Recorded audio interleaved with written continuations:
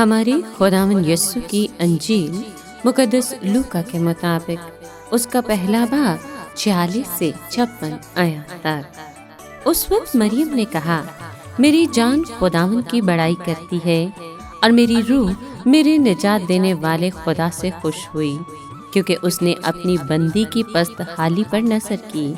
اس لیے دیکھ، اب سے لے کر ہر زمانے کے لوگ مجھ کو مبارک کہیں گے، کیونکہ القادر نے میرے لیے بڑے بڑے کام کیے ہیں، اور اس کا نام قدوس ہے، اور اس کی رحمت ان پر جو اس سے ڈرتے ہیں پشت در پشت رہتی ہے۔ اس نے اپنے بازو سے زور دکھایا اور ان کو جو دل کے قیاس سے مغرور ہیں پرگندہ کر دیا۔ اس نے قدرت والوں کو تخت سے گرا دیا اور پست حالوں کو بلند کیا۔ اس نے بھوکوں کو اچھی چیزوں سے سیر کر دیا اور دولت مندوں کو خالی ہاتھ لوٹا دیا۔ اس نے اپنے بندے اسرائیل کی دستگیری کی تاکہ اس رحمت کو یاد فرمائے جو ابراہیم اور اس کی نسل پر ابد تک رہے گی، جیسا اس نے ہمارے باپ دادا سے کہہ دیا تھا۔ اور مریم 3 مہینے کے قریب اس کے ساتھ رہی اور اپنے گھر کو لوٹ گئی۔ پاک کلام کے پڑھے اور سنے جانے پر خداوند کی برکت ہو، خدا کا شکر ہو۔ عزیز دوستو، کرسمس ہمیں اس لمحے کی یاد دلاتا ہے جب خدا نے انسانی تاریخ میں عاجزی کے ساتھ قدم رکھا۔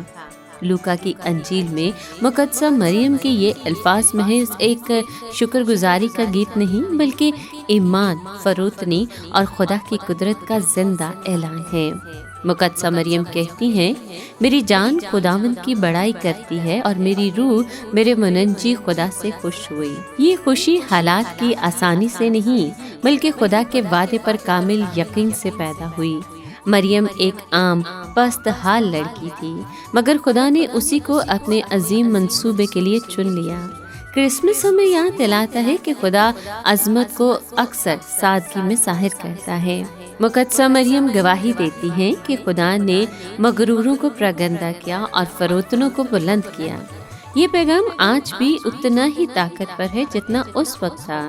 کرسمس صرف بچہ یسوع کی پیدائش نہیں، بلکہ ایک الٹ پلٹ ہوئی دنیا کی خبر ہے، جہاں بھوکے سیر کیے جاتے ہیں، کمزوروں کو عزت ملتی ہے، اور خالی ہاتھ واپس بھیجے جانے والے وہ ہیں جو اپنی دولت پر بھروسہ رکھتے ہیں، نہ کہ خدا پر۔ اس گیت میں خدا کی رحمت کا تسلسل نمایاں ہے، پشت در پشت۔ کرسمس ہمیں یاد دلاتا ہے کہ خدا کا وعدہ وقتی نہیں بلکہ ابدی ہے، جو ابراہیم سے شروع ہو کر یسوع مسیح میں پورا ہوا۔ یسوع کی پیدائش خدا کی وفاداری کی مہر ہے۔ مقدسہ مریم 3 مہینے تک الزبات کے ساتھ رہتی ہے اور پھر واپس لوٹ جاتی ہیں، خاموشی، خدمت اور فرما برداری کے ساتھ۔ کرسمس کے یہ ایام ہمیں بھی دعوت دیتے ہیں کہ ہم صرف جشن منانے تک محدود نہ رہیں، بلکہ خدا کے کام میں شریک ہوں، عاجزی کے ساتھ، خدمت کے ساتھ اور ایمان کے ساتھ۔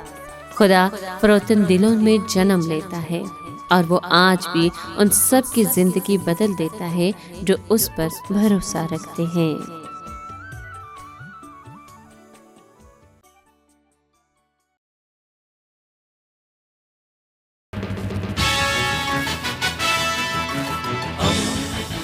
دوستی کا پیمبر، ریڈیو ویریتاس ایشیا۔